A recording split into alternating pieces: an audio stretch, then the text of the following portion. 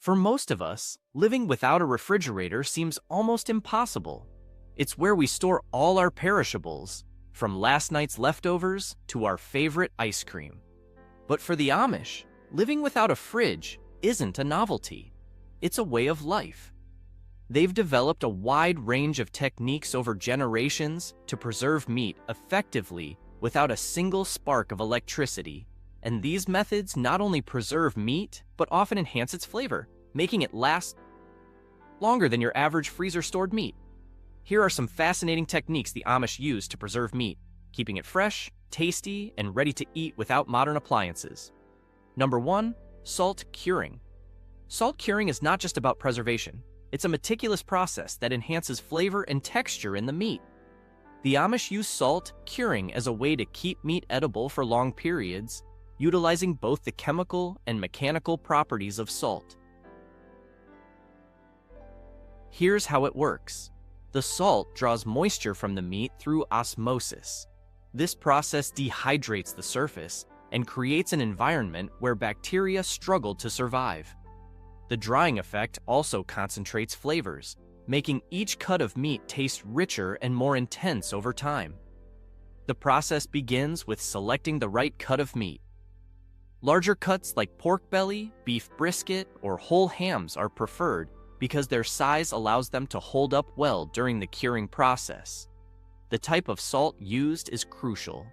Coarse sea salt or rock salt is favored because it covers the surface effectively and penetrates deeply. The salt is not just applied to the exterior, it's worked into every crevice and fold of the meat to ensure complete coverage, reducing moisture to an absolute minimum. A special curing mix may also be used, often including nitrates or nitrites, naturally found in some salts like pink curing salt, which further inhibit bacteria like Clostridium botulinum, responsible for foodborne illnesses. The curing process typically takes weeks and requires the meat to be kept in a cool, dry environment. During this time, the salt creates a pellicle, a sticky, dry outer layer that seals in the flavors and promotes an even cure throughout. This pellicle is essential for allowing the flavors to permeate the meat while keeping it safe for long-term storage. Number 2, smoking. Smoking is a sophisticated preservation technique that relies on exposing meat to smoke from smoldering wood chips, which imparts flavor, color, and an antimicrobial barrier. The Amish utilize both hot and cold smoking, with each method serving different preservation goals. Cold smoking is performed at lower temperatures, typically around 68 degrees Fahrenheit to 86 degrees Fahrenheit, 20 degrees Celsius to 30 degrees Celsius, where the smoke flavor is absorbed over several days or weeks without cooking the meat. This method is particularly effective for meats like bacon or ham that are already cured and need an additional flavor boost and preservation.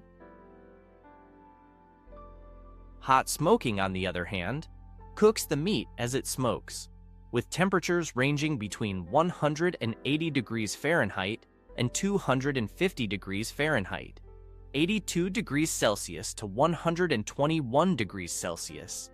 This method is faster, taking only a few hours to complete, and is more effective for meats that are to be eaten relatively soon or require a cooked texture.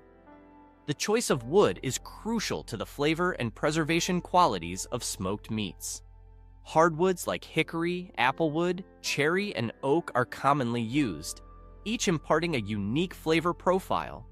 Hickory provides a strong, earthy flavor ideal for pork, while applewood offers a sweeter, milder smoke suitable for poultry. The type of wood also influences the intensity of the smoke, which is important in achieving the right flavor depth without overpowering the meat. The formation of a pellicle, a tacky surface layer that forms on the meat before smoking, is essential. This pellicle helps the smoke adhere to the surface of the meat, locking in both flavor and moisture.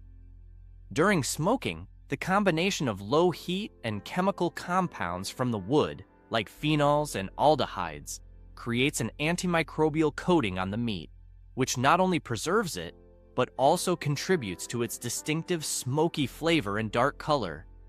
The slow smoking process also alters the protein structure, breaking down collagen and tenderizing the meat. This makes smoked meat easier to chew and enhances the mouthfeel. Once smoked, meats can last for months if stored properly in a cool, dry place, and the flavor continues to deepen over time as it ages. Number 3, sugar curing. Sugar curing is a traditional preservation method that brings both a unique flavor and effective preservation to meats.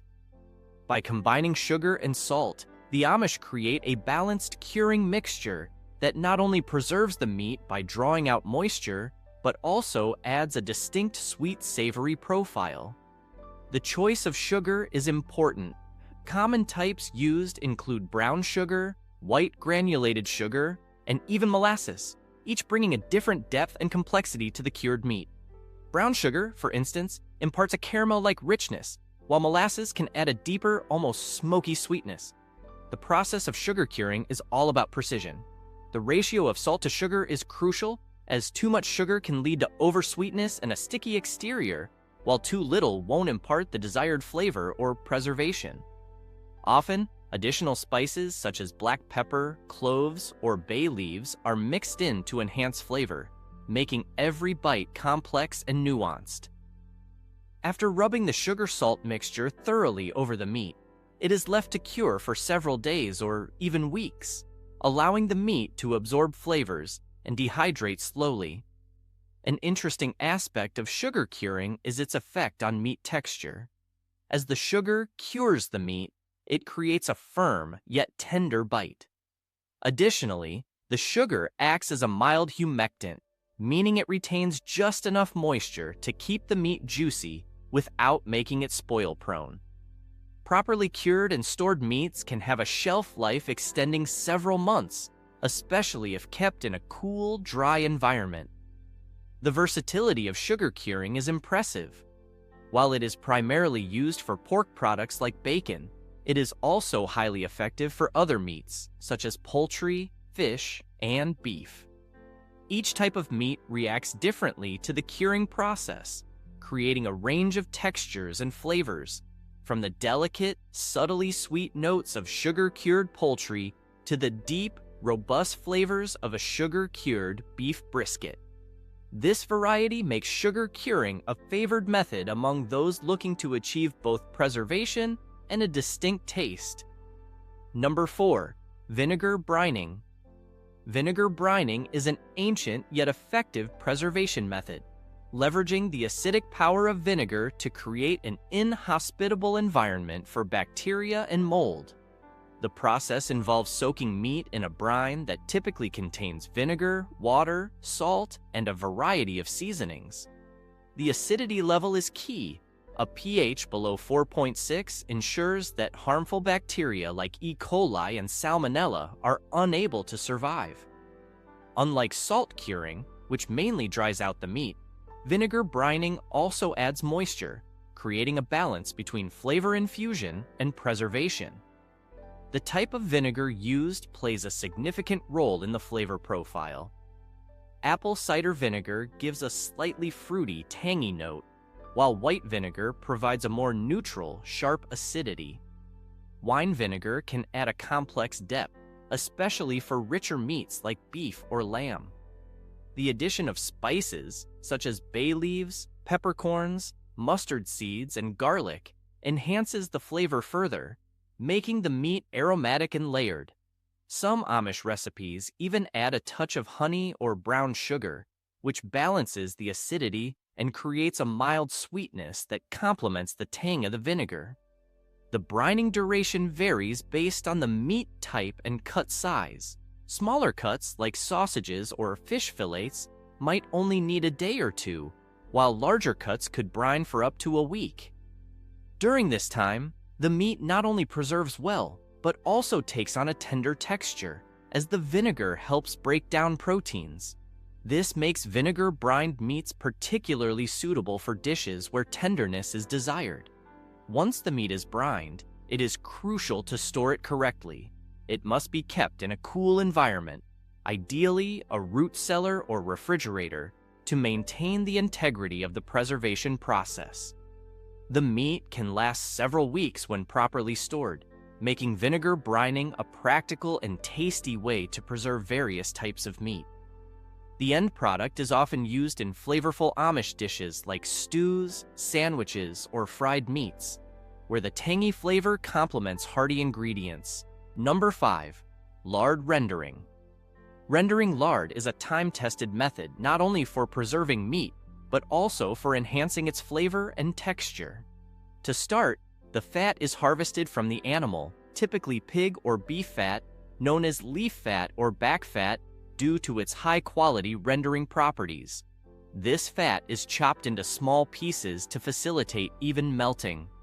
The pieces are then heated slowly over low heat, usually in a heavy bottom pot, which allows the fat to liquefy without burning. The slow cooking process, which can take hours, is crucial as it prevents the fat from developing any off flavors. Once fully rendered, the liquid fat is strained through cheesecloth or a fine mesh sieve to remove any solid bits called cracklings. While these crispy pieces can be used for cooking or as snacks, the pure lard is then poured directly over cooked meat, forming a thick, protective layer. As the lard cools and solidifies, it creates an airtight seal, effectively locking in the moisture and preventing spoilage caused by air exposure. The effectiveness of lard rendering lies in its ability to block oxygen. Bacteria and mold need oxygen to thrive, but with the meat completely encased in lard, it's protected from oxidation and bacterial contamination. Additionally, this method preserves the meat's natural moisture and flavors, allowing it to retain a tender texture even after long storage periods. When stored in a cool, dark place, lard-covered meats can last up to 6 months or longer with minimal risk of spoilage. This preservation technique also aligns with the Amish philosophy of sustainability and resourcefulness. By utilizing every part of the animal, including the fat, nothing is wasted, and the rendered lard serves multiple purposes, from cooking oil to a storage medium. The added benefit of using lard as a preservative is its contribution to the taste of the meat, as the fat imparts a rich, savory flavor that intensifies as it melds with the meat over time. Number 6. Root cellars. Root cellars, essentially nature's refrigerators, are underground storage structures that leverage the Earth's natural insulation to maintain a stable environment. The temperature remains consistently cool, usually between 32 degrees Fahrenheit and 40 degrees Fahrenheit, 0 degrees Celsius to 4 degrees Celsius, which is ideal for preserving not just fruits and vegetables, but also meats. These underground spaces have controlled humidity levels around 80 to 90%, which slows down the drying out of meat and produce. The temperature stability helps prevent spoilage by minimizing the activity of enzymes and bacteria that thrive at warmer temperatures. Building a root cellar requires careful planning, as location is crucial. The structure is often dug into a hillside or buried partially underground, with ventilation systems that allow for proper air circulation. For meat storage, cured, smoked, or brined meats are hung on hooks or racks, allowing airflow to surround each piece. This method reduces moisture buildup on the surface of the meat, which could otherwise lead to mold growth. The humidity is high enough to keep meats from drying out too quickly, maintaining their texture and flavor.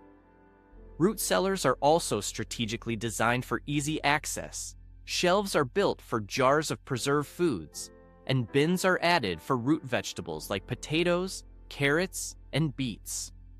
Produce like apples or squash is often layered with straw or sand to keep them fresh for extended periods without refrigeration. Additionally, the dark environment in root cellars prevents the growth of sprouts in stored vegetables and inhibits the degradation of nutrients, making it a versatile storage option. Number 7. Outdoor freezing. Outdoor freezing leverages the natural winter temperatures to preserve large cuts of meat without the need for modern refrigeration. In regions where the temperature consistently stays below freezing, this technique is highly effective.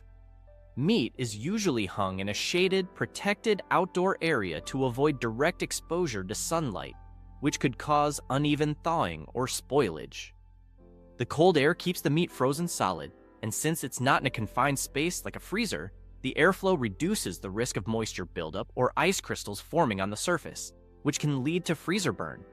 To prevent contamination and protect from animals or excessive moisture, the meat is often wrapped in breathable materials like burlap, canvas, or cheesecloth. These covers provide a layer of protection while allowing the meat to stay dry and maintain air circulation. The covering material also prevents the meat from accumulating snow or ice directly on its surface, which could lead to excess water upon thawing and compromise the preservation process. The natural freezing process has an added benefit. It tenderizes the meat. When meat freezes, ice crystals form within the muscle fibers. These crystals are generally larger than those formed in a quick freeze process, and they help to break down the fibrous structure of the meat, making it more tender when thawed. This method is particularly useful for larger cuts like whole sides of beef, pork shoulders, and even poultry. Outdoor freezing can extend the life of meat for several months, as long as the temperatures remain consistently below freezing, making it a reliable method in colder climates. However, the Amish are mindful of weather changes. Any unexpected thawing could lead to spoilage, so they are quick to adapt and ensure the meat is stored properly as temperatures fluctuate. Number 8. Meat drying. Meat drying is one of the oldest preservation methods, utilizing the simple but effective principle of moisture removal. The Amish use both traditional sun drying and indoor drying techniques to produce high-quality dried meat products. By slicing the meat into thin, uniform strips, they increase the surface area, allowing it to dry evenly. The meat is often seasoned with a mix of salt, pepper, and various herbs before the drying process, which enhances flavor and assists in preservation. Proper air circulation is key. Meat is hung in well-ventilated areas like barns, where natural airflow can aid in the dehydration process without overheating the meat. Controlling temperature and humidity is vital to avoid spoilage during drying. Ideally, the temperature should remain below 68 degrees Fahrenheit, 20 degrees Celsius, while humidity levels need to be low enough to prevent bacterial growth, but not so low as to make the meat overly brittle. This balance ensures the meat retains its chewiness and flavor without becoming tough or losing nutritional value. The drying process can take several days to weeks, depending on the type of meat and environmental conditions. Dried meat is more than just jerky. It's an all-purpose food staple. Once dried, it can be stored for long periods and rehydrated when necessary. The Amish often use dried meat in soups, stews, or as a protein source on the go. The slow drying process preserves not only the meat's nutrients, but also intensifies its flavor, making it a delicious and practical addition to any meal. Number 9. Pressure canning. Pressure canning is a reliable method for long-term meat preservation, creating a vacuum-sealed environment that eliminates bacteria and molds. The process begins by cutting meat into chunks and placing them in sterilized glass jars, leaving enough headspace for the food to expand. A small amount of liquid, often broth or water, is added to the jar to help distribute heat evenly during the canning process. The filled jars are then placed into a pressure canner, where they are exposed to high temperatures, 240 degree F/115 degree C or higher, for an extended period, usually 75 to 90 minutes, depending on the meat type and jar size. The high-pressure environment raises the boiling point of water, ensuring that even the most heat-resistant bacteria like Clostridium botulinum are destroyed. As the jars cool after processing, the pressure inside the jars decreases, creating a vacuum that seals the lid tightly. This airtight seal prevents any air, microorganisms, or contaminants from entering, allowing the meat to be safely stored at room temperature for up to 3 to 5 years. When done correctly, pressure canned meat retains its texture, flavor, and nutritional value, making it an ideal way to preserve the harvest from hunting seasons or livestock processing. Amish families often use pressure canned meats in stews, casseroles, or directly from the jar for a quick meal, and they can the meat in large batches to ensure efficiency.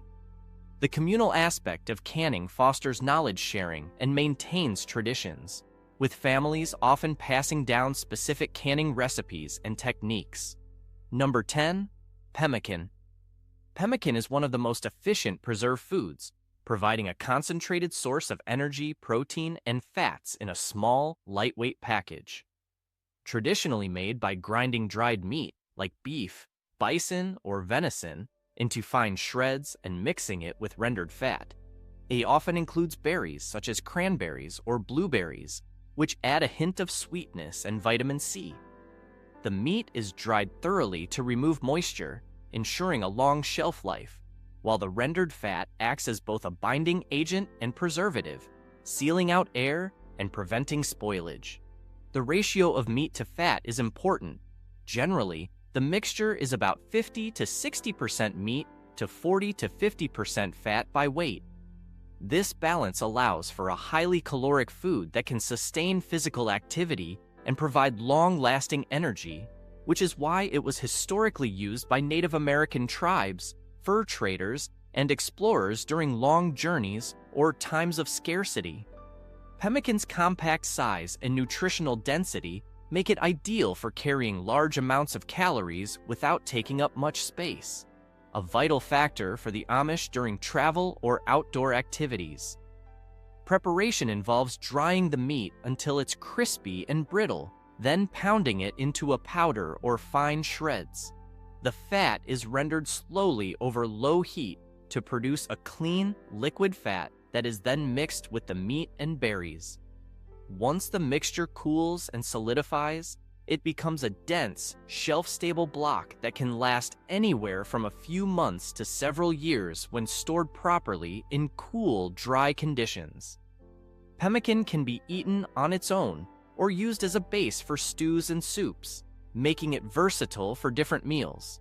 Its ability to provide quick, efficient sustenance makes it a true superfood for survival.